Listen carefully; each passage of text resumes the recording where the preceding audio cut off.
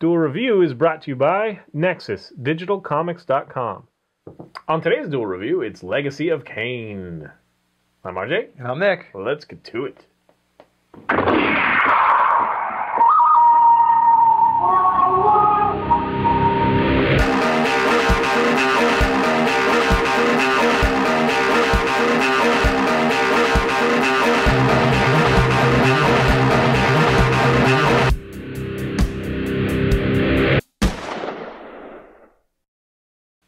Today is Friday, the 11th of November, and we're going to be talking about Legacy of Kain, the video game. That's right, which first started off as on PlayStation as Blood Omen, the Legacy of Kain in 1996.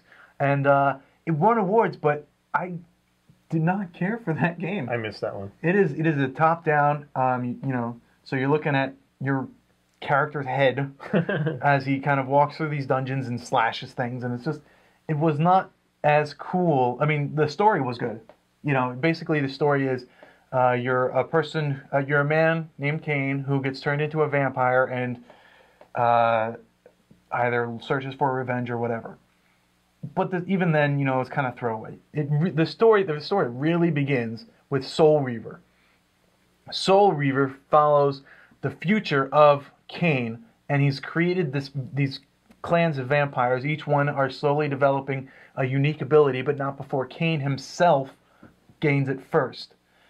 Except for the one, Raziel, who grows wings before Kain does, and out of jealousy or out of rage or out of prophecy, because he knows that the person who supersedes him before he, usurps him, usurps him, thank you, is going to overthrow him. Or usurps. Something like that. Yeah, whoever usurps him is going to usurp him. Sounds like an exotic soup. Raziel, and for what was this? This was PlayStation. The cinematic, that opening cinematic, was amazing. I loved it. You see him come by, and Kain's checking out the wings, and he's just like, taking his three-fingered clawed hand, he's just kind of like rubbing the thing, and you see the reflex of him going, of Raziel kind of moving his wing out of the sensation, and then you just see him rip the bones out and cast him into the whirlpool thing. Yeah. Oh, it was so awesome. Yeah, I didn't see it till Dreamcast. That's when I first got it, when they re-released it on Dreamcast. Oh, yeah? But yeah. It was so awesome. Very cool for the time, especially, but even now. So yeah, in that game you play as Raziel, and you're dead, but you've been gifted with the Soul Reaver. The Soul Reaver is a special blade, and there's two forms of it. There's the physical form, which Kain has, and then there's the spirit form, which attaches to your arm and becomes this kind of energetic, not energetic, but energized sword. It's not energetic like, I can't hold on to it. So you have to traverse two realms, the physical and the metaphysical, or the undead world. Each one has their own problems. In the physical, obviously, you have to take down your other clan's members who, hundreds and thousands of years in the future have morphed into these grotesque monsters. In the dream world, in the dead world. And this is cool. Like if a wall is regular in the normal world, in the dream world, it could shift and create new ways for you to move around and traverse, which I loved. That was a great dynamic. There's a lot of puzzle solving. There's a lot of, but the story is just amazing. I don't want to give too much away, but there is a lot, and you have to play for the good story. You have to play the 4 games. So it's Soul Reaver, Soul Reaver 2, Blood Omen 2, and Defiance. Don't bother with the first one. I mean, if you love the series, which I did, you can buy it, which I did. Does it add anything to the story? Not really. I mean, it doesn't really matter. Okay. Basically, you turn into a vampire. Big deal. But Soul Reaver really brings in the pillars and the chaos that the disrupting the pillars would cause, and the order needed to restore it. And then you have Morpheus, and then you have the Elder God who's like this giant squid thing monster. But it is just so damn cool. You gain powers. You can push through walls, and I really love.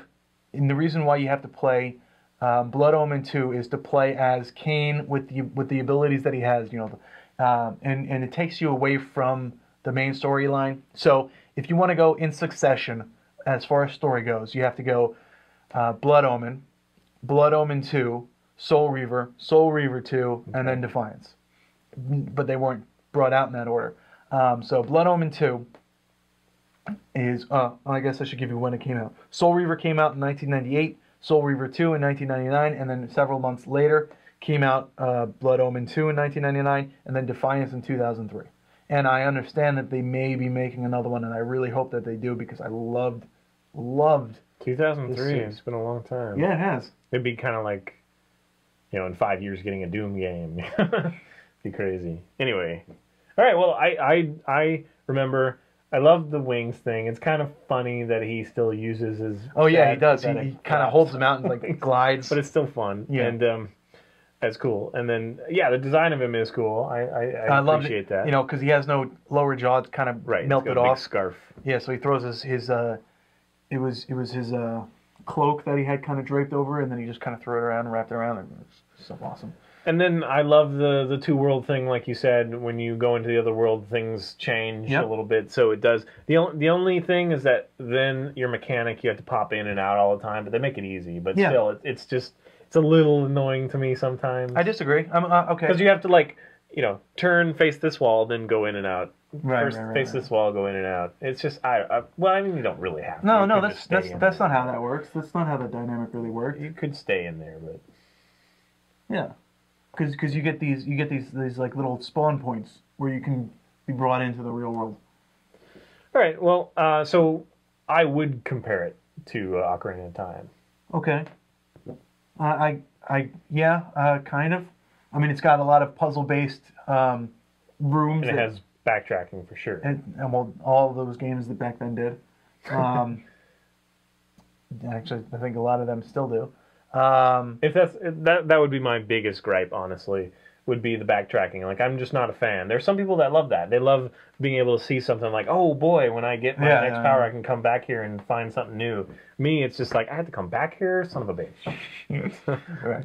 So for patient gamers or gamers that just aren't, I want to keep talking about the story of this, but I don't want to give anything away, so I'm not. But it is a really great, compelling story. If someone were to just say, look, I don't want to necessarily play all of them. I just want to play one. Which one holds up and which one gives me a good, solid story? What would your answer be? Just one. Can only do one. I stumped him. Yeah, you did. Because just one, that's kind of hard. I mean, maybe Soul Reaver 2. That's what I was going to say. Maybe. But even then, you're still missing a lot, like in Defiance. Defiance is the conclusion of it. And in Defiance, which came out in 2003, you get to play both as Kain and Raziel together. And at times... I haven't played that one. I'll lend it to you. It's just a great game. Is that PS2? PS2. Yeah. I'll lend it to you. Yeah, it'd be nice to have it next gen. Oh, yeah. See if they do it. Oh, man, I would love to see Raziel next gen. But yeah, I can talk for hours about this game and the storyline and everything. And the voice acting was so perfect.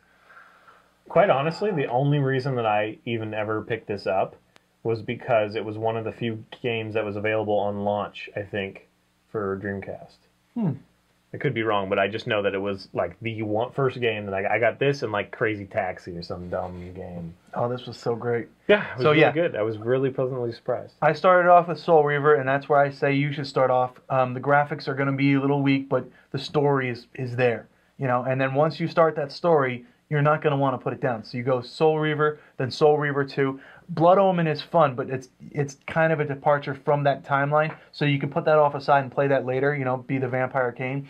And then go to Defiance, which is the next sequential game, and where you can play as both Raziel and Kain and just kick some ass, man. Well, part of the reason that we try to recommend the old games, the ones that we recommend are usually either strong, story-wise, right, or they have some mechanic that's just so cool that you should, learn from it and, see where it was and where it might go in the future, the future of gamers, what you want to look for and where it came from. So we try not to recommend ones that don't really have story and don't hold up. I mean, that might, Doom might be in that category. Yeah, but Doom the story is not terribly strong and the graphics aren't. But it is a fun throwback. I can see a lot of people being like, I'm not going to spend a lot of time playing this.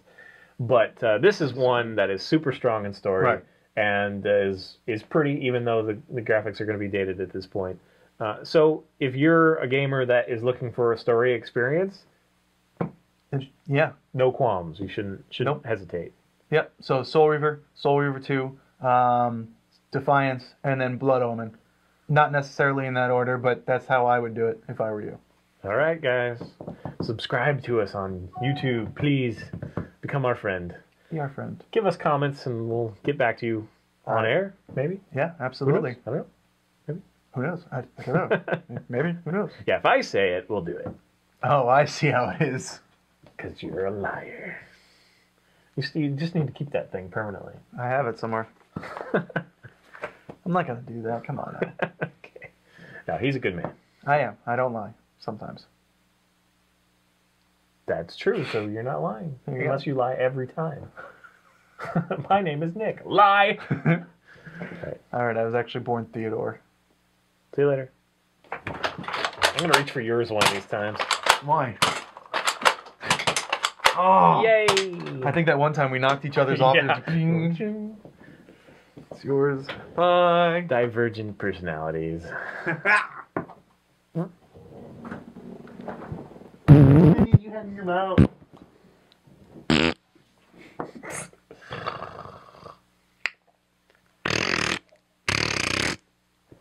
What the hell was that? It was a pathetic machine gun.